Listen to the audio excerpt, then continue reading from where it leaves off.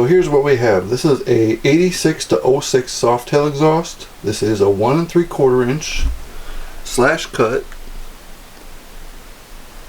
They fit all 86 to 06 Harley Softails.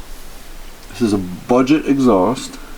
These are about $100, but the quality is actually very good for being a budget exhaust.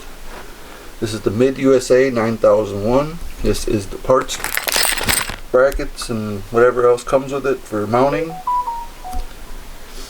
Look at here is the back side. You obviously have your mounting channels, and you can tell the chrome is actually really decent for what these are. There's no exhaust O2 sensor bungs, so this will not fit anything above 06. But these will fit 86 through 06 Softails with either an Evo motor or a twin cam. Simple budget exhaust, nothing fancy. Chrome should last a few years at least, as long as you're running at right temperatures and the right tuning.